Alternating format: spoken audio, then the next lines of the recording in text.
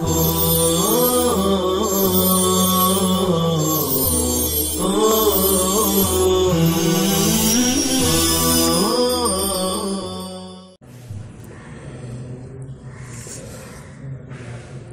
الله الرحمن الرحيم. كذاك ذو التشبيه بعد جملة كلي بكاء بكاء ذات عذلة، أي كذلك يجب حذف عامل المصدر إذا قصد به التشبيه بعد جملة مشتملة على فاعل المصدر في المعنى، نحو لزيد صوت صوت حمار وله بكاء بكاء الثكلى، فصوت حمار مصدر تشبيهي وهو منصوب بفعل محذوف وجوبا، والتقدير يصوت صوت حمار، وقبله جملة وهي لزيد صوت، وهي مشتملة على الفاعل في المعنى وهو زيد، وكذلك بكاء الثكلى منصوب بفعل محذوف وجوبا، والتقدير يبكي بكاء الثكلى.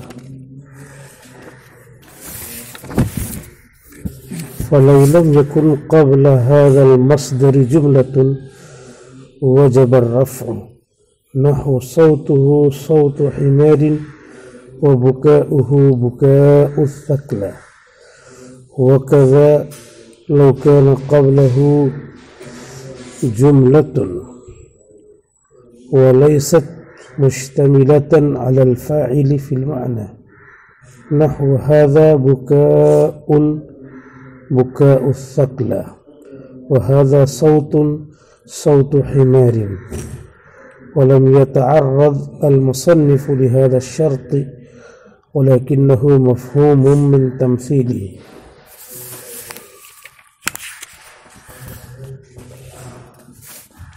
مفعول مطلق کا بیان چل رہا ہے کہ مفعول مطلق کی 3 قسمیں ہوتی ہیں: مفعول مطلق برائے تاکید، مفعول مطلق برائے نوع، مفعول مطلق برائے عدد۔ مفعول مطلق کو نصب دینے والا کوئی عامل ہوتا ہے جو مذکور بھی ہوتا ہے، محذوف بھی ہوتا ہے۔ اکثر مذکور ہوتا ہے، کبھی کبھی محذوف ہے۔ پھر محذوف ہوتا ہے کبھی کبھی جوازاً اور کبھی کبھی وجوباً۔ وجوباً حذف کرنے کی بہت ساری شکلیں چل رہی تھی کہ وجوباً یہاں پر حذف کر دیا گیا ہے۔ چنانچہ یہ بتایا تھا کہ جہاں پر مفعول مطلق تفصیل کے لیے واقع ہو، وما لتفصیل، جیسے منن اور فداءً، تو یہاں پر مفعول مطلق کی عامل کو، فعل کو وجوباً حذف کر دیا گیا ہے۔ اسی طرح مفعول مطلق اگر مقرر آئے، جیسے سیراً سیراً، تو یہاں پر بھی اس کے عامل کو، یسیروں کو وجوباً حذف کر دیا گیا ہے۔ اسی طریقے سے اگر مفعول مطلق آئے الا کے بعد، الا سیراً، یعنی حصر کے ساتھ آئے، محصور ہو، تو وہاں بھی یسیروں کو، عامل کو وجوباً حذف کیا جائے گا۔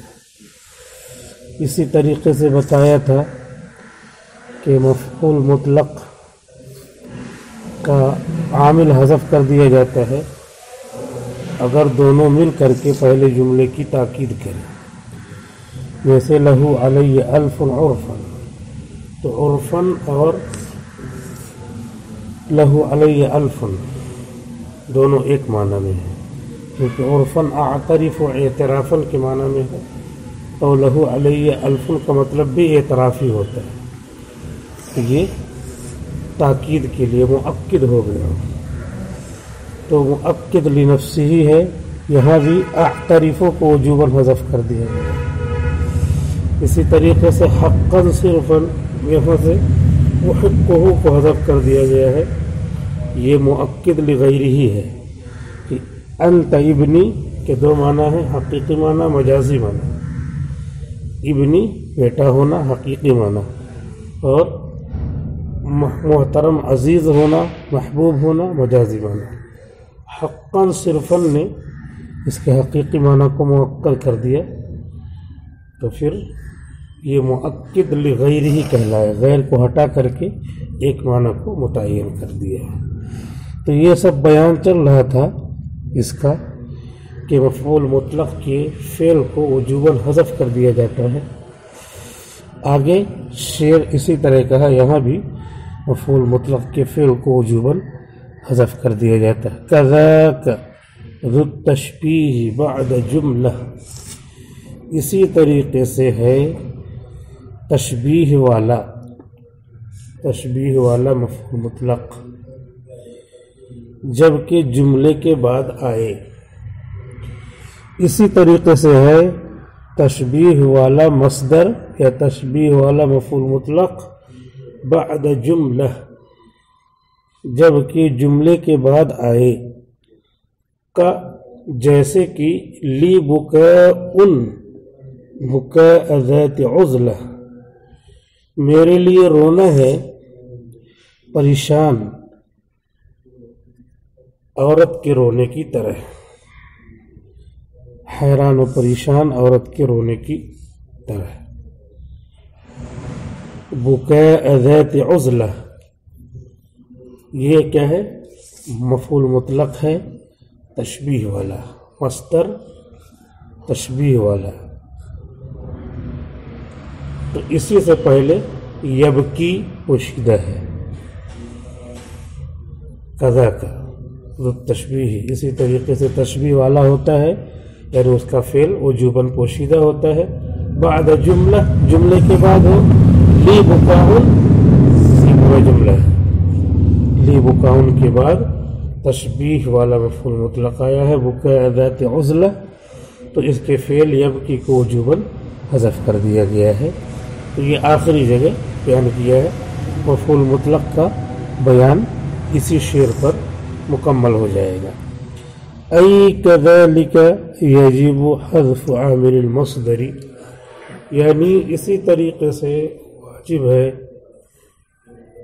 مصدر کے عامل کو حذف کرنا، یعنی اسی طریقے سے جتنا ابھی ہم نے بیان کیا وہ ہے مشبہ بہ، اسی طریقے سے یہ ہے مشبہ بہ، یعنی لہو علیہ الف اعترف اعترافا، اعترف کو حذف کرنے کی طرح تشبیہ والے کو بھی حذف کیا جاتا ہے۔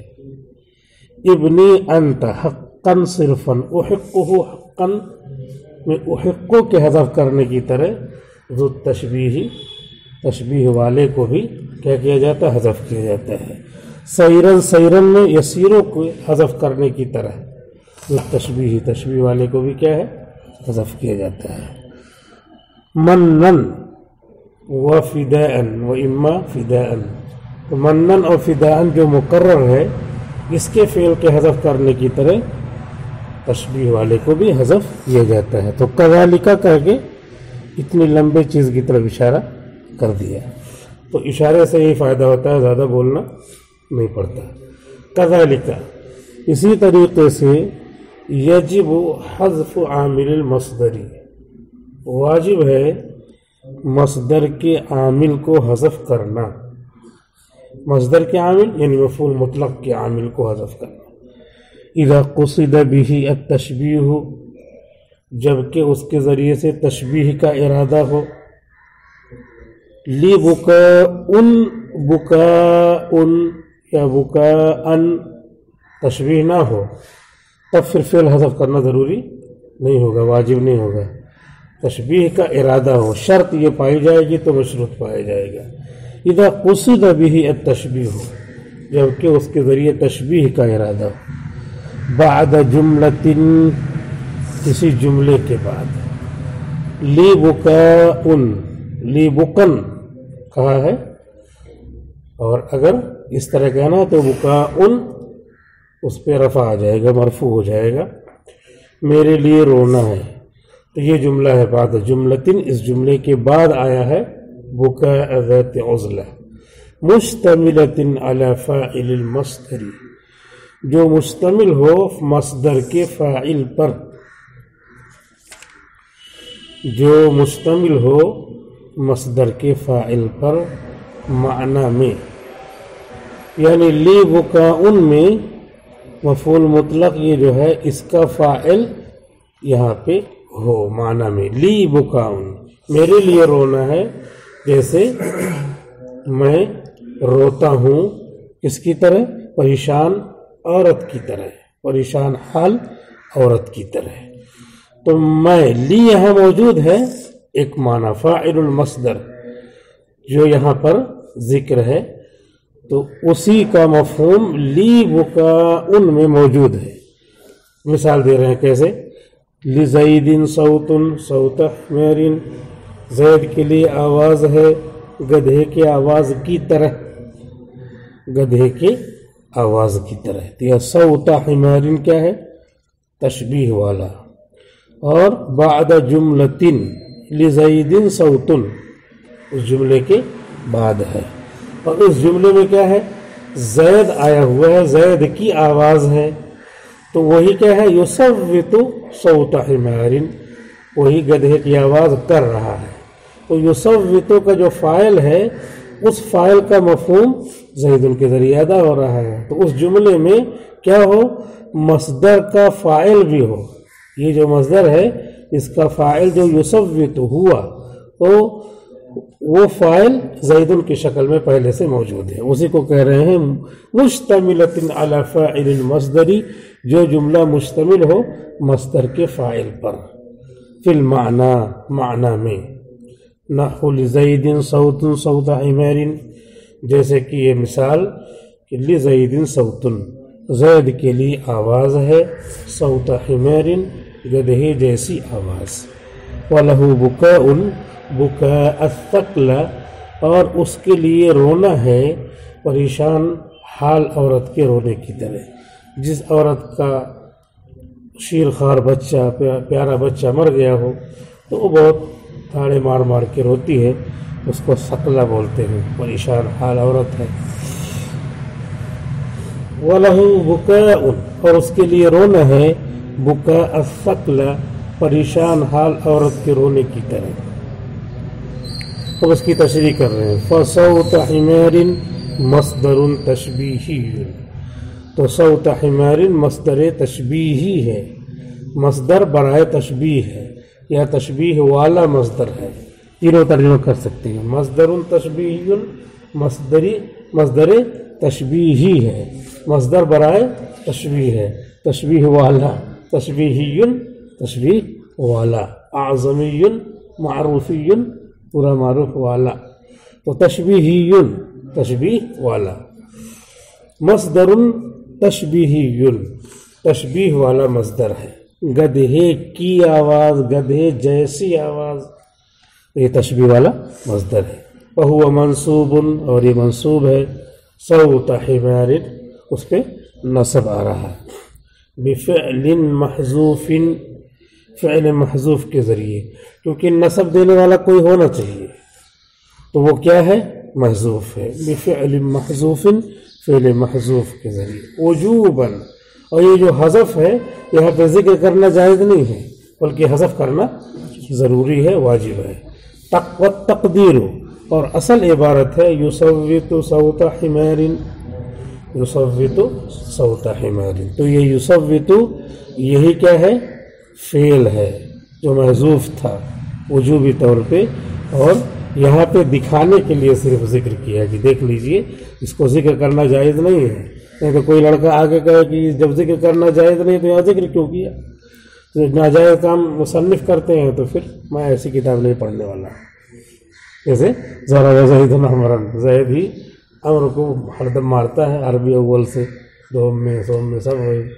تو یہ زید کیا ہے؟ ظالم ہے، اور ظالم کی کتاب میں نہیں پڑھتا.